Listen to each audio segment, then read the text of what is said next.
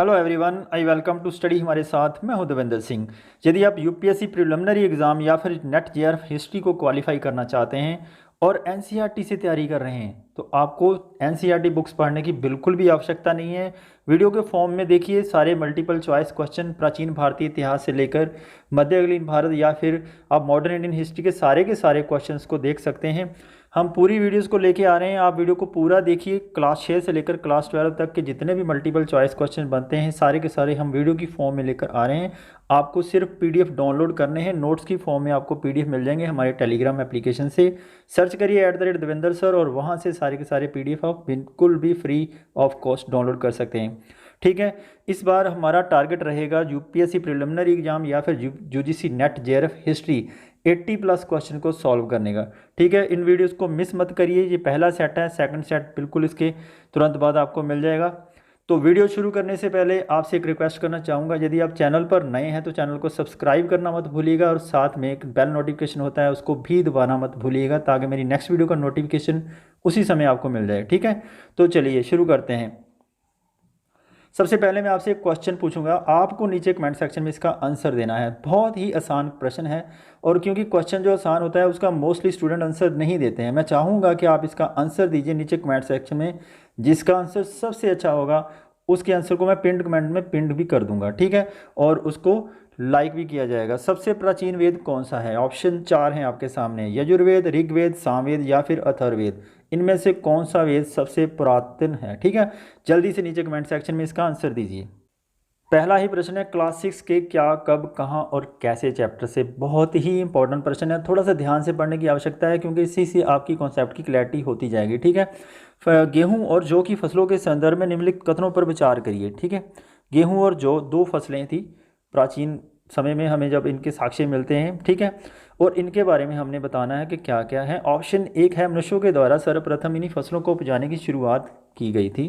ठीक है, दूसरा ऑप्शन है, इन फसलों के उपजाने का क्षेत्र हिमालय और विंध्य की पहाड़ियाँ थी। उपयुक्त कथनों में से कौन सा कथन सही है? हमने ये भी ध्यान रखना है, क्वेश्चन को पूरा पढ़ना है, ध्यान से पढ़ना है। ठीक है, और दो फसलें हैं गेहूं और जौ, इसको उपजाने का कार्य सर्वप्रथम इन्हीं फसलों को उपजाने की शुरुआत की गई थी। यहाँ पर ऑप्शन 1 बिल्कुल सही है। ठीक है, और इन फसलों के उपजाने का क्षेत्र हिमालय और विंध्य की पहाड़ियाँ थी। यहाँ पर यह कथन बिल्कुल गलत है। इन फसलों को उपजाने का जो कार्य है सुलेमान और किरदर पहाड़ी क्षेत्रों में हुआ था, ना कि विंध्य के क्षेत्रों में। ठीक है, सुलेमान और किरदर पहाड़ियाँ ये पाकिस्तान में पड़ती हैं। ठीक है, गेहूं और जौ को उपजाने का जो प्राचीनतम साक्ष्य मिला था वो मेहरगढ़ से मिला था, बलूचिस्तान से। ये फैक्ट भी आप याद रखिएगा। ठीक है, अभी जो रिसेंटली नवीनतम तथ्य मिले हैं उनके अनुसार एक बहुत इंपॉर्टेंट आपको फैक्ट यहाँ मैं बता दूँ कि चावल उपजाने के जो प्राचीनतम साक्ष्य जो अभी रिसेंटली माना जाता है वो लोहरा देवा से माना जाता है। ये माना जाता है कि लगभग 9000 BC पुरातन था। ठीक है, जो चावल के साक्ष्य मिलते हैं। ठीक है, यहाँ गेहूं और जौ की बात नहीं कर रहा हूँ, यहाँ पे चावल के जो साक्ष्य मिलते हैं वो लोहरा देवा से जो प्राचीनतम पाए जाते हैं कि सबसे पुरातन लोहरा देवा जो कबीर नगर में पड़ता है। ठीक है, यहाँ पर इसका सही आंसर होगा क्योंकि केवल ऑप्शन 1 सही है, केवल ऑप्शन 1 यहाँ ऑप्शन ए में है। ए यहाँ पर इसका राइट आंसर हो जाएगा। दूसरा प्रश्न है, बहुत ही अच्छा प्रश्न है, आप इसका साथ साथ में आंसर दीजिए क्योंकि आंसर देने से आपकी कॉन्सेप्ट क्लैरिटी उतनी ही ज़्यादा हो जाएगी। भारतीय उपमहाद्वीप के संदर्भ में निम्नलिखित कथनों पर विचार करिए। ऑप्शन 1 है, आरंभिक नगरों का विकास सिंधु व इसकी सहायक नदियों के किनारे हुआ था। ऑप्शन 2 है, गंगा व इसकी सहायक नदियों के किनारे नगरों का विकास लगभग 5000 वर्ष पूर्व हुआ था। उपयुक्त कथनों में से कौन सा कथन सही है? आप कीवर्ड को अंडरलाइन कर लीजिए। ठीक है, जैसे जैसे आप कीवर्ड को अंडरलाइन करते जाएंगे आपकी जो क्वेश्चन को समझने की प्रोबेबिलिटी है वो ज़्यादा होती जाएगी। ठीक है, हमने बताना कि भारतीय उपमहाद्वीप के संदर्भ में। ठीक है, यदि वर्ल्ड के संदर्भ में पूछा गया होता तो क्वेश्चन का संदर्भ कुछ और होता। यहाँ पर यह चीज़ भी आप हमेशा जरूर याद रखिए। आरंभिक नगरों का विकास सिंधु व इसकी सहायक नदियों के किनारे हुआ था, ये कथन बिल्कुल सही कथन है। ठीक है, क्योंकि 4700 वर्ष पूर्व लगभग, यहाँ पर मैं आपको एक बता दूं, 4700 वर्ष पूर्व BC में सिंधु व इसकी सहायक नदियों के किनारे में जो नगरों का विकास हुआ था, उन्हीं नगरों में जो सिंधु सभ्यता विकसित हुई थी उसी को सिंधु सभ्यता के नाम से भी जाना जाता है। और ऑप्शन 2 है गंगा व इसकी सहायक नदियों के किनारे नगरों का विकास लगभग 5000 वर्ष हुआ था, पूर्व हुआ था, ये गलत है। क्योंकि यदि यहाँ पर 2500 वर्ष लिखा होता तो ये कथन भी सत्य हो जाता, क्योंकि उसके आसपास वहाँ पर जितनी भी बस्तियाँ थी उनका निर्माण हुआ था, वहाँ पर लोग रहने लग गए थे 2500 वर्ष के आसपास। लेकिन यहाँ 5000 वर्ष की बात की है तो ये कथन गलत हो जाता है। ठीक है, यहाँ पर राइट ऑप्शन है केवल ऑप्शन 1 सही है, एक ऑप्शन केवल यहाँ पर है ऑप्शन ए में, ए इसका सही आंसर है। गंगा नदी के दक्षिण में इनकी सहायक नदी सोन के आसपास का क्षेत्र प्राचीन काल में किस नाम से जाना जाता था? क्वेश्चन को थोड़ा ध्यान से पढ़िए। अवंती, वज्जी, काशी या फिर मगध, चारों के चारों जो है ये महाजनपद हैं। और हमने ये बताना कि गंगा नदी के दक्षिण में जो उसकी सहायक नदी थी सोन नदी, उसके आसपास का एरिया जो था वो कौन सा था? पहले मैं आपको इस क्वेश्चन को थोड़ा सा मैप पे समझाता हूँ। यह है पुरापाषाणकालीन मैप, इसको मैं थोड़ा सा जूम इन कर देता हूँ। तो यहाँ देखिए ये सिंधु नदी है, ठीक है, और ये रावी, सतलुज, ब्यास उसकी सारी की सारी ट्रिब्यूटरीज़ हैं। और ये यहाँ पर आती है गंगा नदी, यहाँ नीचे ये गंगा नदी उत्तराखंड से निकलती है भाई, ये भी याद रखना। लगभग ये 2525 किलोमीटर का लंबा सफ़र तय करती हुई गंगा रिवर बंगाल की खाड़ी में जाकर गिरती है, और बंगाल की खाड़ी में यहाँ पर गिरती है वहाँ बनाती है सुंदरबन डेल्टा। ठीक है, सुंदरबन डेल्टा, ठीक है, यह भी आप याद रखना क्योंकि कई बार एग्जाम में पूछ लिया जाता है। तो इसके रास्ते में आती है यहाँ पर देखना सोन नदी। ठीक है, ये जो सोन नदी है, सोन नदी के बिल्कुल साउथ में कौन सा एरिया पड़ता है, ये क्वेश्चन में पूछा गया है। आगे दूसरे मैप पे आपको समझाता हूँ, इसमें थोड़ा सा आपको और आसानी हो जाएगी। ठीक है, यहाँ पर है गंगा नदी, देखिए गंगा नदी के यहाँ पर सोन नदी यहाँ से निकलती है। क्वेश्चन में पूछा गया है कि कौन सा एरिया पड़ता है। देखिए सबसे पहले मैं बताऊँ कि ऑप्शन में पूछा गया काशी, काशी बिल्कुल गंगा नदी के नॉर्थ ईस्ट में पड़ता है, यहाँ पर है। ठीक है, और उसके साथ आता है अवंती, अवंती बिल्कुल यहाँ पर है। और साथ में आता है वज्जी, वज्जी को विदेह उसकी राजधानी है, यहाँ पर ऊपर चला जाता है। जो बिल्कुल साउथ में पड़ता है वो है पड़ता है मगध। ठीक है, मगध उसका बिल्कुल साउथ में पड़ने वाला एरिया था। ठीक है, अब चलते हैं क्वेश्चन के ऊपर। 4 ऑप्शंस हैं, इनमें से कौन सा है सही?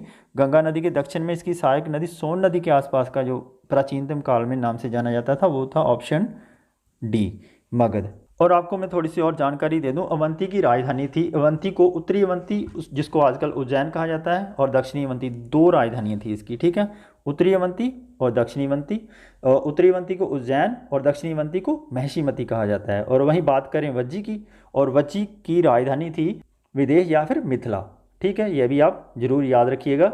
और काशी की राजधानी है वाराणसी। ठीक है, वाराणसी, यह भी आप नोट कर लेना। और मगध की राजधानी कौन सी थी, ये भी बहुत इंपॉर्टेंट है, बार बार एग्जाम में मिलान के लिए पूछा जाता है। मगध की राजधानी थी राजगृह, और जिसको गिरिव्रज भी कहा जाता है। ठीक, यहाँ पर इसका सही आंसर है ऑप्शन डी।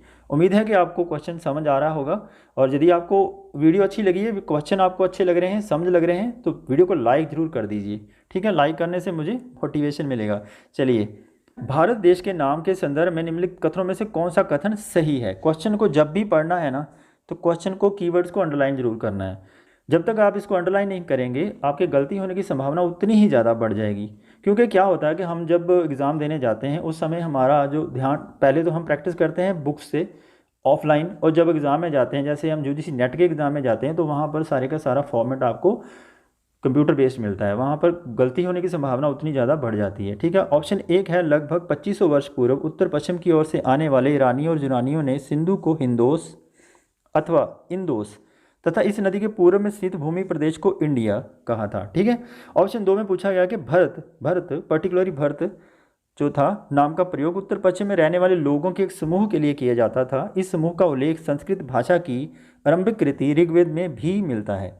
हमने ये बताना है कि इनमें से कौन सा कथन सही कथन है। ठीक है, देखिए सबसे पहले तो आपको ये बता दूं कि लगभग 2500 वर्ष पूर्व उत्तर पश्चिम की ओर से आने वाले ईरानियों और यूनानियों ने सिंधु को हिंदोस कहा था, और इंदोस इस नदी के पूर्व में जो लोग रहते थे उस भूमि प्रदेश को इंडिया कहा जाता था।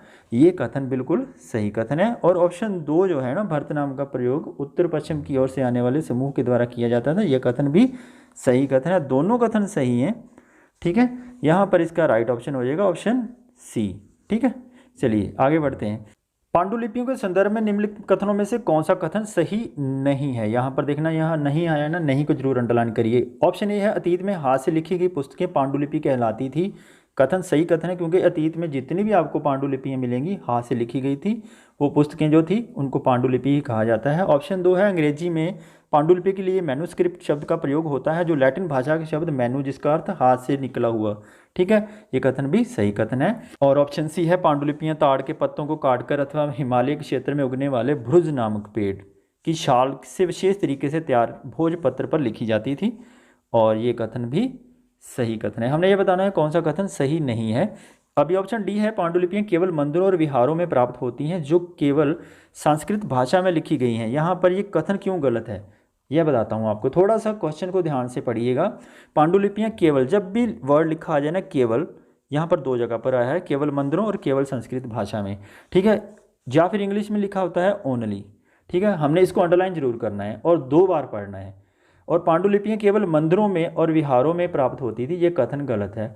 कभी भी पांडुलिपियों के बारे में हमने जितना भी पढ़ा है, केवल नहीं यूज़ हो सकता है, क्योंकि जो पांडुलिपियां मंदिरों के अलावा बहुत सारी ऐसी जगहें हैं जहाँ से वो प्राप्त होती हैं। ठीक है, जैसे पांडुलिपियां प्राचीन भाषाओं में भी प्राप्त हुई हैं, केवल यहाँ पर लिखा गया है संस्कृत भाषा में। संस्कृत ओनली भाषा नहीं थी उस समय की भी, और संस्कृत भाषा के अलावा जितनी भी और भाषाएं हैं, जैसे प्राकृत भाषा है, तमिल भाषा है, उनमें भी आपको पांडुलिपियां मिल जाएंगी। यहाँ पर कथन डी इसीलिए गलत है। राइट ऑप्शन हो जाएगा ऑप्शन डी। यहाँ पर पूछा गया है कौन सा कथन सही नहीं है।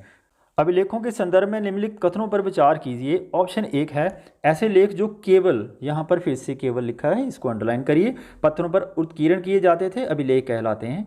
ऑप्शन दो है, कभी कभी शासक अथवा अन्य लोग अपने देशों को इस तरह उत्कीर्ण करवाते थे ताकि लोग उन्हें देख व पढ़ सकें तथा उनका पालन भी कर सकें। ऑप्शन दो यहाँ पर बिल्कुल सही है। क्यों सही है? क्योंकि आपने देखा होगा कि अशोक के जितने भी शिलालेख हैं, लेख, अभिलेख हैं, उसका मेन पर्पस यही था कि जब भी वो अपने ऑर्डर्स लिखते थे, ऑर्डर्स देते थे, उस समय पत्थरों पर या फिर लेखों पर, शिलालेखों पर वो उत्कीर्ण कर देते थे ताकि लोग उनके ऑर्डर्स को फॉलो कर सकें। ये कथन बिल्कुल सही कथन है। ऑप्शन एक में पूछा है कि ऐसे लेख जो केवल पत्थरों पर उत्कीर्ण किए जाते थे अभिलेख कहलाते हैं। ये कथन गलत है, क्योंकि ऐसे लेख जो पत्थर के अलावा धातु जैसी कठोर वस्तु पर भी जब लिखे जाते थे उनको भी अभिलेख ही कहते हैं। ठीक है, कथन एक जो है यहाँ पर गलत है। कथन एक गलत है। ऑप्शन दो यहाँ पर सही है। ऑप्शन दो यहाँ केवल ऑप्शन बी में है, बी इसका सही आंसर हो जाएगा। अशोक का कंधार से प्राप्त अभिलेख निम्नलिखित में से किन लिपियों में लिखा गया है? ठीक है, ऑप्शन ए है आरमाइक और ब्राह्मी लिपि, बी ऑप्शन है यूनानी व ब्राह्मी, सी ऑप्शन है देवनागरी व तमिल, या फिर डी ऑप्शन है यूनानी और आरमाइक लिपि। देखिए, जो अशोक का कंधार से प्राप्त अभिलेख है ना, जो कंधार वाला अभिलेख है जो मिला है, वो मिला है यूनानी और आरमाइक लिपि में लिखा हुआ। और कथन और कारण से ये बहुत इंपॉर्टेंट क्वेश्चन है। आसान प्रश्न है, लेकिन आपको गलती नहीं करनी है। कई बार एग्जाम में जाते समय हम जब इसको पढ़ते हैं तो थोड़ी सी मिस्टेक पढ़ने में भी हो जाती है। कथन क्या कहता है कि ईसा मसीह के जन्म के पूर्व की सभी तिथियां ईसा पूर्व के रूप में जानी जाती है, और कारण इसका क्या है कि वर्ष की गणना ईसाई धर्म प्रवर्तक ईसा मसीह के जन्म की तिथि से ही की जाती है। ठीक है, थोड़ा सा इसको ध्यान से पढ़िए। देखिए, जो दोनों कथन सही हैं। ईसा मसीह के कथन के पूर्व की सभी तिथियां जो होती हैं उसको हम बीसी कहते हैं। ठीक है, जो उसका जन्म था, और बीसी के जन्म के बाद की जो तिथियां होती हैं उनको हम एडी कहते हैं। बीसी होता है बिफोर क्राइस्ट, बिफोर क्राइस्ट का मतलब ईसा मसीह के जन्म के पहले की तिथियां, और एडी होता है एनो डोमिनी। ठीक है, ये होती है ईसा मसीह के जन्म के बाद की तिथियां। ठीक है, क्वेश्चन में यही पूछा गया कि ईसा मसीह के जन्म से पूर्व की सभी तिथियां ईसा पूर्व के रूप में जानी जाती है, बिफोर क्राइस्ट, ईसा जी के जन्म से पहले की। ठीक है, ये कथन सही है। और कारण क्या कहता है कि वर्ष की गणना ईसाई धर्म प्रवर्तक ईसा मसीह के जन्म की तिथि से ही की जाती है। जब जीरो होता है वहाँ से 1 2 3 शुरू होता है तो वहाँ से शुरू की जाती है, जिसे हम एडी कहते हैं। ये बिल्कुल सही कथन है। अब इसको जस्टिफाई कैसे करना है उसके लिए मैं आपको छोटा सा ट्रिक बताता हूँ। आप उसको हमेशा एग्जाम में जाकर यूज़ करिए। जब भी आपको दोनों कथन सही लगे कि दोनों सही हैं, उसमें आप यूज़ कर सकते हैं, अदरवाइज वो यूज़ नहीं होगा। क्योंकि उसमें आपको क्या करना है कि इनके बीच में बी कॉज लगाना है। ठीक है, या फिर आप क्योंकि लगा के इसको थोड़ा सा दोबारा से पढ़िए। देखिए, ईसा मसीह के जन्म के पूर्व की सभी तिथियां ईसा पूर्व के रूप में जानी जाती है, क्योंकि वर्ष की गणना ईसाई धर्म प्रवर्तक ईसा मसीह के जन्म तिथि से ही की जाती है। दोनों सही हैं और दोनों एक दूसरे की व्याख्या भी करते हैं। यहाँ पर इसका सही आंसर हो जाएगा ऑप्शन ए और आर सही है। आर ए का सही स्पष्टीकरण भी है। तो दोस्तों, ये तो पहला सेट है। पहले चैप्टर से 8 क्वेश्चन थे, बहुत इंपॉर्टेंट क्वेश्चन है, इनको मैंने सॉल्व किया है। अगला चैप्टर आपको मिल जाएगा वीडियो पूरा देखिए, लाइक करिए और शेयर करिए, सिर्फ शेयर करिए और लाइक करिए। आप लाइक और शेयर करेंगे ना तो मैं सारे के सारे जितने भी चैप्टर बनेंगे सारे के सारे आपके लिए लेके आऊँगा। Thank you so much video को पूरा देखने के लिए और लाइक करने के लिए। Have a great day.